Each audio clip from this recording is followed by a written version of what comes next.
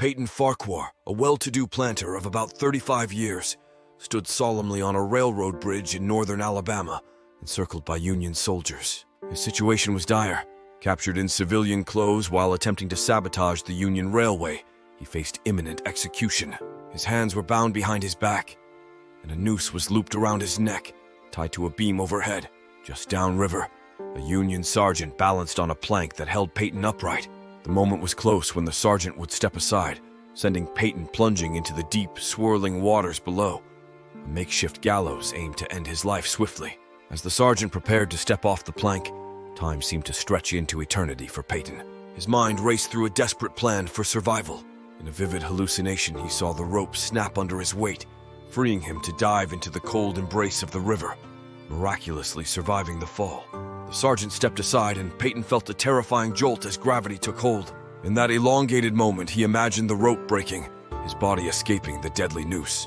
He visualized himself swimming furiously against the strong currents, evading the hail of bullets from the soldiers above.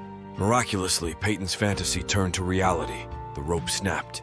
He splashed into the river, narrowly escaping death. Underwater, with heightened senses, he felt the icy water rush over him as he struggled to free his hands.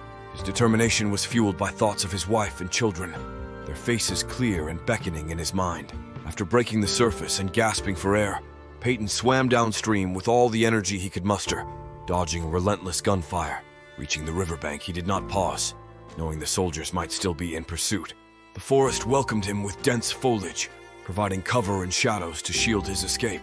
As Peyton trekked through the woods, the urgency of his flight merged with his surreal calmness. Scenes of his plantation and the life he yearned to return to played vividly in his mind. His children's laughter echoed around him, the soft voice of his wife calling him to dinner. Finally, after what seemed an eternity of running and hiding, Peyton saw the familiar gate of his home in the distance.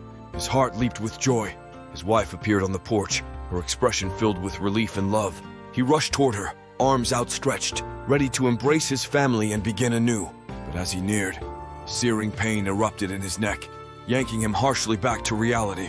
Peyton was still on the bridge, the noose intact and tight around his neck. The sergeant had not stepped off the plank. It was all an illusion, a desperate man's final, fleeting hope before the end. His body swung gently from the side of Owl Creek Bridge. The world faded around him, and the dream of escape dissolved into the cold, stark truth of his fate.